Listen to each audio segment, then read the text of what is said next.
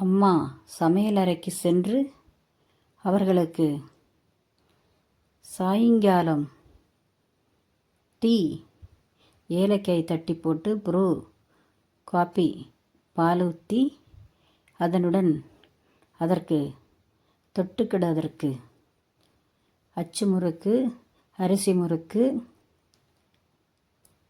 ஏத்தைக்காய் chips ஒரு பாத்திரத்தில் வைத்து கொண்டு வந்து கொடுத்தார்கள். எடுத்து சாப்பிடுங்கள், இந்தாங்கள் என்று சொல்லி கொடுத்தார்கள்.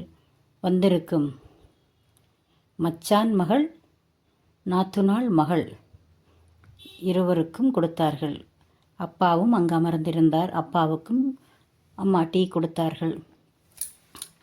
கொடுத்துவிட்டு செல்வி விளையாட சென்று விட்டாள். 6:30 மணி அளவில்தான் அவள் வீட்டிற்கு வருவாள். அப்போது இவர்கள் அதை சாப்பிட்டு கொண்டு இருந்தார்கள். அப்போது அண்ணன் மகள் கேட்டாள் அப்பாவிடம், சித்தப்பா, தங்கச்சி எங்கு சென்று விட்டாள், இன்னும் வரவில்லையே என்று கேட்டாள். அதற்கு அப்பா பதிலுரைத்தார், அவளுக்கு நிறைய தோழிகள் இருக்கிறார்கள், இங்கு விளையாட சென்றிருக்கிறாள், ஒரு 6:30 மணி அளவில்தான் வருவாள், அதுதான் அவளுடைய டைம் என்று அப்பா சொன்னார். நீங்கள் டீ குடிங்கள், அவள் வந்துவிடுவாள் என்று சொன்னார்கள். அப்போது அவர்கள் இருவரும் வந்தவர்கள் டீ குடித்துவிட்டு பேசிக்கொண்டு இருந்தார்கள்.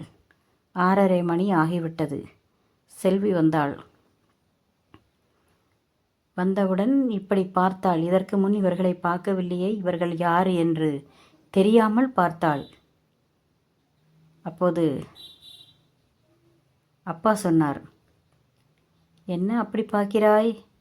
இது உன் அக்கா, உன் பெரியப்பாவின் மகள். அது உன் அத்தை மகள், உன் மதினி என்று அப்பா அறிமுகப்படுத்தி வைத்தார். சரி. அப்போது இந்த அக்கா சித்தப்பாவின் மகளிடம் பெயரை கேட்டாள். உன் பெயர் என்ன என்று சொல்லி கேட்டாள். அதற்கு செல்வி சொன்னாள், என் பெயர் செல்வி. உங்கள் பெயர் என்ன என்று கேட்டாள். அதற்கு பெரியப்பாவின் மகள் சொன்னாள், என் பெயர் முத்து என்று சொன்னாள். இப்படி சொல்லி கொண்டிருக்கும்போது அத்தையின் மகள் கேட்டாள், உன் பெயர் என்ன என்று சொன்னாள். அதற்கு செல்வி சொன்னாள், இப்போது தானே அக்காவிடம் சொன்னேன், உங்களுக்கு அது கேட்கவில்லையோ? பரவாயில்லை, ஒரு முறை சொல்கிறேன். என் பெயர் செல்வி, உங்கள் பெயர் என்ன என்று கேட்டாள். அதற்கு அத்தையின் மகள் சொன்னாள், என் பெயர் பூர்ணிமா என்று சொன்னாள். சரி, டீ குடித்து விட்டீர்களா என்று செல்வி கேட்டாள். ஆம், நாங்கள் குடித்து விட்டோம். நீ குடிக்கவில்லையா என்று கேட்டார்கள். நான் இப்போது தானே வந்திருக்கிறேன், குளித்துவிட்டுத்தான் குடிக்க வேண்டும் என்று அவர்களிடம் சொல்லிவிட்டு செல்வி குளியலறையை நோக்கி சென்று விட்டாள்.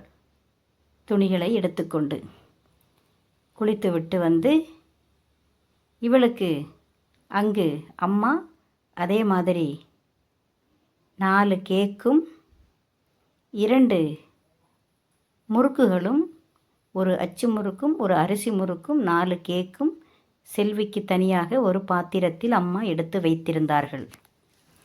அம்மா சொன்னார்கள், உனக்கு தனியாக பிளாஸ்கில் ஊற்றி வைத்திருக்கிறேன், சூடு ஆறாமல் இருக்கும், ஊற்றி குடி என்று சொன்னார்கள். செல்வி குளித்துவிட்டு அதை ஒரு கப்பில், அந்த காப்பியை பெரிய ஒரு கப்பில் ஊற்றிவிட்டு 2 கிளாஸு காப்பி இருக்கும் அதில், அதை ஒரு பெரிய கப்பை பார்த்து ஊற்றிவிட்டு அந்த அம்மா எடுத்து வைத்திருந்த 4 கேக்கையும் 2 முறுக்கையும் எடுத்துக்கொண்டு மெதுவாக வெளியே வந்தாள். அம்மா கேட்டார்கள், எங்கே போகிறாய் என்று கேட்டார்கள். எங்கேயும் இல்லை அம்மா, மயிலாத்தா பாட்டி வீட்டுக்குத்தான் போகிறேன், வேறு எங்கும் போகவில்லை, அங்கிட்டெல்லாம் போய் விளையாடி விட்டு வந்து விட்டேன் என்று சொன்னாள். ஆ சரி என்று அம்மா சொன்னார்கள். சரி என்று அவ்வளவு நேரத்துக்கு அம்மா சம்மதிக்கும் காரணம், ஒரே வாசல் 2 வீடும் எதுக்கு தான் இருக்கிறது, தூரம் போக வேண்டாம், இந்த வீட்டு வெளிச்சம் அந்த வீட்டில் தெரியும், அந்த வீட்டு வெளிச்சம் இந்த வீட்டுக்கு தெரியும், அவ்வளவு பக்கத்தில் இருக்கிறது. அதனால் அம்மா சம்மதித்து விட்டார்கள். அங்கு ஆண்கள் யாரும் கிடையாது, அம்மாவும் பொண்ணும் மட்டும்தான் இருக்கிறார்கள் அந்த வீட்டில். அங்கு போனாள் செல்வி. போய் பாட்டி என்று மயிலாத்தா பாட்டியை கூப்பிட்டாள். மயிலாத்தா பாட்டி சமையலறையில் எதையோ செய்து கொண்டிருந்தார்கள். செல்வியா, வா வா, உன்னை காணும் என்றுதான் நான் எதிர்பார்த்து கொண்டிருந்தேன். நீ வருவதற்கு முன் வீடு வெறிச்சோடி கிடந்தது, நீ வந்தால்தான் வீடு வீடு மாறி இருக்கிறது என்று மயிலாத்தா பாட்டி சொன்னார்கள். பாட்டி இங்கு வாங்கள், டீ குடிக்கலாம் என்று செல்வி சொன்னாள். அப்போது மயிலாத்தா பாட்டி 2 கிளாஸுகளை எடுத்துக்கொண்டு வந்தார்கள். டீயை வாங்கி கொண்டார்கள். இந்த கேக்கையும் 2 கேக்கும் 1 முறுக்கும் பாட்டிக்கு செல்வி கொடுத்தாள். அப்போது பாட்டி டீயை மட்டும் வாங்கி கொண்டு இந்த கடியை வேண்டாம் என்று சொன்னார்கள். வேண்டாம் செல்வி, நான் என்ன சின்ன குழந்தையா, நீ சாப்பிடு என்று சொன்னார்கள். அதற்கு செல்வி சொன்னாள், ஏன் பாட்டி, சின்ன குழந்தைக்குத்தான் வாய் இருக்கிறது, பெரிய ஆள்களுக்கு வாய் இல்லையா பாட்டி என்று கேட்டாள். அதற்கு மயிலாத்தா பாட்டி சொன்னார்கள், பெரிய ஆள்களுக்கு வாய் இருக்கிறது, நீ சின்ன குழந்தைதானே, எனக்கு வயதாகி விட்டதல்லவா, நீ சாப்பிடுவதையெல்லாம் நான் சாப்பிடணும் என்று நினைக்கக்கூடாது, அது தப்புத்தானே, நான் பெரிய மூதாட்டி தானே என்று சொன்னார்கள்.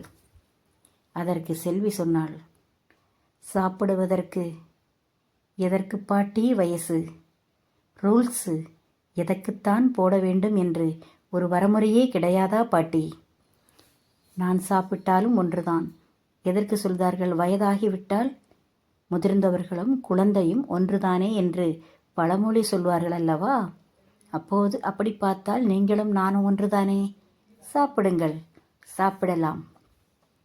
முறுக்கு எனக்கு கடிக்க முடியாது செல்வி என்று பாட்டி சொன்னார்கள். பரவாயில்லை, முறுக்கை டப்பாவில் போட்டு வையுங்கள், தெய்வானை அக்கா வரட்டும், இந்த கேக்கை சாப்பிடலாம் அல்லவா, நம் 2 பேரும் சேர்ந்து சாப்பிடுவோம் பாட்டி என்று செல்வி சொன்னாள். சரி, இனி நான் வாங்கவில்லை என்றால் நீ கோபித்துக் கொள்வாய், நீ கோபித்துக் கொண்டால் என்னால் அதை தாங்க முடியாது, சரி கொடு என்று சொல்லி அந்த 2 கேக்கையும் மயிலாத்தா பாட்டி வாங்கி 1 முறுக்கையும் 1 கேக்கையும் டப்பாவில் போட்டுவிட்டு 1 கேக்கை மட்டும் சாப்பிட்டு அந்த டீயை குடித்தார்கள். செல்வியும் பாட்டியும் 2 பேரும் அதை குடித்துவிட்டு கிளாஸை எல்லாம் கழுகி ஒரு ஓரத்தில் வைத்துவிட்டு, நேரம் ஆகிவிட்டது, மணி 7 ஆகிறது, தெய்வானை அக்காவை காணவில்லை. அப்போது கேட்டார்கள், பாட்டி, தெய்வானை அக்கா வரவில்லையே என்று கேட்டார்.